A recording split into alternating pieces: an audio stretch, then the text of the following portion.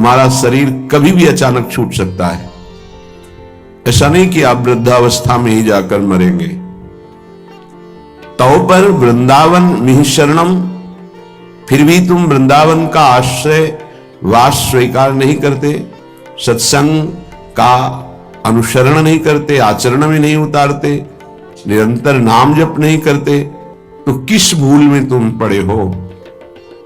तुम्हारे पास पत्नी है, पुत्र है, संपत्ति है, इस भूल में, ये तुम्हारी नहीं है।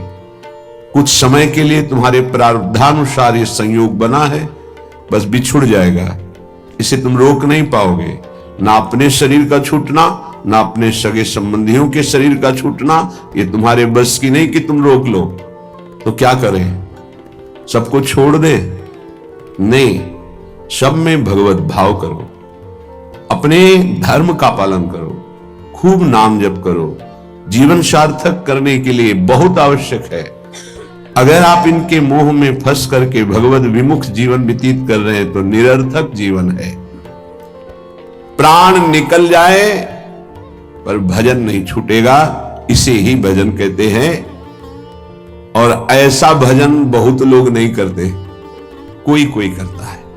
पूज्य बाबा के सब कर सकते हैं, सामर्थ्य सब में है ऐसा भजन करने की, पर वो लगन नहीं है, वो अगन नहीं जगी भगवत साक्षात्कार करने की। इसलिए जहां विपत्ति आई उसमें डूब गए, संपत्ति आई उसमें डूब गए, भोग आए उसमें डूब गए, प्रभु का विस्मरण हो गया। इसका यही कारण है। भजन का तात्पर्य है भजन में गोता लगाना, डूबना। बस चल रहा है मंत्र नाम, उसी के श्रवण में डूबा हुआ उपासक। डूब करके भजन किया जाए तो 6 महीने में भगवत साक्षात्कार कर लिया ध्रुव जी ने। डूब करके गोता लगाया, 6 महीने भजन में भगवान का साक्षात्कार कर लिया। और अगर तन्मयता नहीं है भजन में तो बहुत लंबा समय निकल जाता है। देखो, इस मन को देखा, अगर इसको भजन का सुख आप नहीं दोगे तो ये रुपए की गणना का सुख करने लगेगा। कई बार हमने कहा बचपन से इसी बात की पढ़ाई है, मन की वृत्ति की। आप देख लेना, अनुभव करना। अगर आपको प्रियाजू के भजन में गुरु की आज्ञा के अनुसार तन्मयता नहीं आ रही है तो आपका अर्थ के प्रतिभाव आ जाएगा। अनंत ब्रह्मांडों में कितना ऐश्वर्य है और वो मायाकृत एक पलक झपकते श्री भगवान ने रचा है। ऐसे श्री भगवान को अधीन करने वाली प्रियाजू का आश्रय हृदय में रहे तो और फिर क्या। पर उस भजन न होने के कारण हमारी स्थिति अपने आश्रय तत्व पर नहीं होती। आश्रय हुआ ही नहीं, होने का अवसर मिला लेकिन हमने फिर भी वही लौट कर आश्रय कर लिया, पलट गए, फिर वही आश्रय कर लिया। सन्मुक्ता से जो एकदम परिवर्तन होता है, एकदम विमुक्ता के लिए माया अपना जाल रचती है। स्पष्ट देख, तू इससे एक बहुत बढ़िया महल बना सकता है, तू बहुत बढ़िया कार ले सकता है, तू हर सुख सुविधा ले सकता है। राजी हो गया। देखना सब व्यवस्था बढ़िया बन रही। नहीं नहीं, हम व्यवस्था बढ़िया नहीं बनाने आए, हम व्यवस्था को श्री जी के आश्रय से चाहते हैं, अपनी मन बुद्धि के आश्रय से। लाडली जो के महलों में रखो चाहे झोपड़ी में बात, उसका केवल आश्रय अंतर से प्रभु का होता है। गृहस्थ और विरक्त की चेष्टाएं अलग होती हैं, निवृत्ति परक चेष्टा और प्रवृत्ति परक चेष्टा। बस ये ध्यान रखना है, निवृत्ति परक चेष्टा से कोई भी ऐसी सिद्धि नहीं जो आ न जाए। प्रवृत्ति परक चेष्टा में अतिथि सत्कार, परिवार की सेवा, समाज की सेवा, नाम जपने का अभ्यास, धर्म पूर्वक कमाया हुआ धन, तब वो आगे बढ़ता है। निवृत्ति परक चेष्टा एकमात्र भगवद आश्रय, उसी से सब हो जाता है। तभी लोगों को लगता है कि संत लोग बड़े धनी हो जाते हैं, उनको लगता है बड़ी चतुराई करते हैं।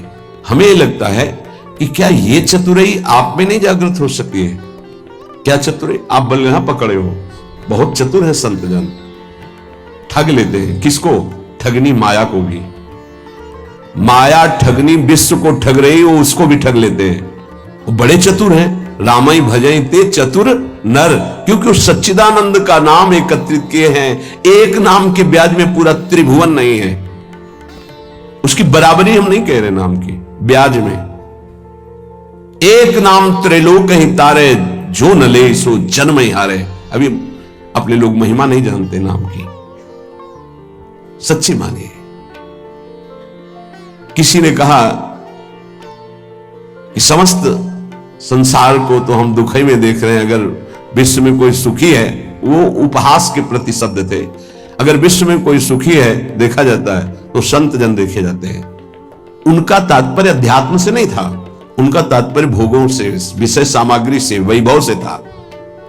अगर तुम्हें ऐसा पता है तो तुम वैसा करके देखो, बहादुर हो। तुम्हारे में चतुराई की कोई कमी है क्या? बड़े चतुर हो। तय बालक नहीं भर्यो शयानप, तू बालक नहीं भर्यो शयानप, काहे कृष्ण भजत नहीं नीके। अरे तू बालक नहीं, बड़ा चतुर है, पर तू ठीक से भजन नहीं किया ना, इसीलिए ऐसा है। क्या चाहिए? त्रिभुवन का सर्वश्रेष्ठ पद 5 वर्ष का बालक प्राप्त कर लिया। गुरु जी क्या चाहिए? अखिल लोक चूड़ामणि भगवान के पास क्या कमी है? पर आपको उतना भजन करना पड़ेगा, आपको वैसे समर्पित होना। उस 5 वर्ष के बालक ने मां का प्यार, पिता का प्यार, राज्य सुख, शरीर सुख, सब भयों को त्याग करके इसी मथुरापुरी में आकर भजन किया। इसे मधुपुरी कहते हैं शास्त्र भाषा में। यही आकर के भजन किया और यही स्वयं सच्चिदानंद भगवान आकर दर्शन दिए और उनकी कामना पूर्ण की, उच्च पद की। गोता लगाना अर्थात उसमें डूबना, अर्थात उसका ऐसा दृढ़ चिंतन, गुंजायमान केवल मंत्र और नाम हो रहा है। तुमसे सच्ची कहते हैं, ये जीव बड़ा पागल हो गया है माया में, सत्य वस्तु को समझ ही नहीं रहा। पूज्य बाबा कह रहे उसको यही पता नहीं कि मैं यहां कमाने के आया हूं मृत्यु लोक में। पागलों की तरह घूम रहा है, कभी ये बटोर रहा है, कभी वो बटोर रहा है। उसका लक्ष्य ही नहीं पता चल रहा कि तू आया क्या लेने यहां है, क्या कमाई करने आया है, उसको समझ में नहीं आ रहा। कई बार कहा ऐसा कमाई और ऐसे देश में कौन रहना पसंद करेगा? किसी भी देश में अगर ऐसी पद्धति हो कि आप यहां आइए, आपको घर, मकान, भोग सामग्री सब मिलेगी, बहुत ध्यान से सुनिए, पर जब आप हमारे देश से जाएंगे तो आपका कपड़ा तक उतरा लिया जाएगा। सब सुविधाएं मिलेगी, जब जाओगे तो कपड़ा तक उतरा लिया जाएगा। अब आप ऐसे देश में रहना पसंद करेंगे? ऐसे देश की कमाई पसंद करेंगे? कोई भी बुद्धिमान नहीं पसंद करेगा। और आप ऐसे ही देश में हैं जिसका नाम मृत्यु लोक है। कपड़ा तो कपड़ा रहा, आपका शरीर भी छीन लिया जाएगा। यहां की, इस देश की कोई भी वस्तु लेकर आप ले जा सकते। अब आप विचार कीजिए, आप कितने बड़े बुद्धिमान हैं और क्या कमा रहे हैं। खास बात है जब आप अपने देश को यहां से जाएंगे, अपना देश है भगवत देश, और आपके पास जाने का किराया भी नहीं रखा जाएगा, आपकी पोशाक उतार ली जाएगी, तो आपका यहां शरीर भी छीन लिया जाता है, शरीर संबंधी छीन लिए जाते हैं, बैंक बैलेंस छीन लिया जाता है, प्रॉपर्टी छीन ली जाती है। अब आपके पास रहा क्या? पूरे जीवन में जो पाप और पुण्य कर्म किए। पुण्य तो कोई बिरला ही कर पाता है, ये पाप ही होते हैं। अगर पुण्य हुआ तो उसे बचा नहीं पाता है, वो 4 लोगों से कहकर खाली हो जाता है, पुण्य नष्ट हो जाता है।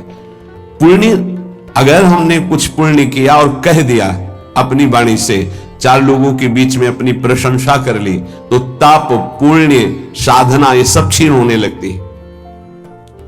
हम वृंदावन गए थे, 100 साधुओं का भोजन कराया और फिर ऐसा ऐसा ऐसा, और संत जन कह रहे थे कि ऐसा भोजन तो आज तक हमने नहीं पाया भगत जी, आपने जैसा पवाया। ओ, जो कुछ सुकृत बना था मानो करवाया होगा। ऐसी सेवा भगवत कृपा से अवसर मिलता है, पर वो बार बार कहकर अपने सारे सुकृत नष्ट कर देता। इस देश से बचकर निकल पाना और कुछ कमा के ले जाना, ये केवल भगवत कृपा पात्र से ही हो सकता है। बहुत छल भरा ये देश है मृत्यु लोक। जीव पागलों की तरह पूरा जीवन व्यतीत कर रहा है। मुझे यहां किस लिए भेजा गया, क्या लेके जाऊंगा, ये सोच ही नहीं पा रहा है। गोस्वामी जी ने कहा है कि ये जो मन है ये श्वान की तरह हर जगह पादुका का प्रहार पाता है, पर फिर उसी दरवाजे पे खड़ा हो जाता है। अर्थात निकृष्ट भोगों को भोग कर असंतुष्ट, ग्लानि, दुख, परिणाम में चिंता, भय, शोक, पर फिर वही उन्हीं भोगों को भोगना चाहता है। पागल की तरह भटक रहा है। ये महापुरुष जन जानते हो दुखी होकर ऐसा बोलते हैं। जो वस्तु तुम्हारे साथ नहीं जानी है उसके चिंतन में तुम समय बर्बाद कर रहे हो। चिंतन करो प्रभु का, कार्य करो संसार का, तो जीवन यापन के लिए शरीर चेष्टा और वस्तु ले जाने के लिए नाम धन कितना बढ़िया उपाय है। राधा राधा राधा। विषय अनेक हैं और अनंत हैं, कितना भोगोगे। भोगते भोगते मर गए, फिर जन्म हुआ, फिर भोगते भोगते मर जाएंगे, कुछ हाथ नहीं लगेगा। बड़ा विचित्र खेल है, बड़ा विचित्र खेल। भगवान की असीम कृपा है। जिनको भोगों से विरक्ति मिल गई है या जबरदस्ती बचे हुए, बिनु अवसर भयते राजोई, चतुर्थ ब्रह्मचारी का लक्षण है। बिनु अवसर नहीं मिला और भयभीत है, इसलिए वो नहीं भोग रहा। तो बिनु अवसर भयते रह जोई, ये चौथे में। उत्तम तो उत्तम के बस असमन माही, सपन हुआन पुरुष जगनाई। अपने प्रीतम प्रभु के सिवा उस स्वप्न में किसी और को नहीं देखता। कितना भोगोगे, अनंत विषय। कल एक भगत बड़ा मस्त, सब हंस रहे थे लेकिन कोई फर्क उसको नहीं था, गंभीर मुद्रा में बैठा। उसने कहा हमने ठाना है 1.25 घंटा नाम जप करता हूं और बढ़ा दूंगा, सत्संग आपका सुनता हूं, पर 1 लाख सुंदरी स्त्रियां चाहिए मुझे। हमारे तो होश उड़ गए भाई कि ऐसा प्रश्न करता आया, भगवान ने भेजा। पर अपने को सबका आदर और दुलार, मेरी लाडली जो ऐसी है, करुणा करुदार, नहीं तो 1 सेकंड में कि आप कृपया बाहर होइए, यहां कोई भगवत चर्चा कीजिए। लेकिन अच्छा पॉइंट ये था कि वो नाम जप करता था, उसके अंदर आशा थी। देखो वासना की कितनी भूख बड़ी हुई, पर वो बहुत गंभीर, ऐसा नहीं कि कोई देखने सुनने लायक हो। वो बस बड़ी गंभीरता से कह रहा था कि मैं 1 लोक प्राप्त करना चाहता हूं, उसका सम्राट बनना चाहता हूं, और 1 लाख सुंदरी स्त्रियां हो। वो नहीं बोल रहा है, उसका भोलापन है, अज्ञान जिसे कहते हैं। वासना इतनी बड़ी हुई कि उसको लग रहा है अगर ऐसा हो गया तो मैं बड़ा सुखी हो जाऊंगा। भागवत में चरित्र है चित्रकेतु राजा का, आप पढ़ करके देख लेना। श्री शुकाचार्य जी वर्णन कर रहे हैं। उनके 1 करोड़ रानियां थी। क्या परिणाम में क्या, जरा देखना, पढ़ना। निराश, हताश, उदास होकर ऋषियों के पैर पकड़कर तब वो अनंत भगवान की उपासना मिली और वो भगवान का साक्षात्कार किया, अनंत शेष भगवान संकर्षण का। और वो बहुत सावधानी का विषय होता है। ऋषियों की कृपा हुई, पद मिला, भगवान संकर्षण ने विमान पे बैठ के भगवान शंकर के पास गए। विमान जहां सनकादि जो है अपने श्री चरणों से नंगे पैर चल कर जाते हैं और प्रणाम करके नीचे बैठ करके सत्संग करते हैं।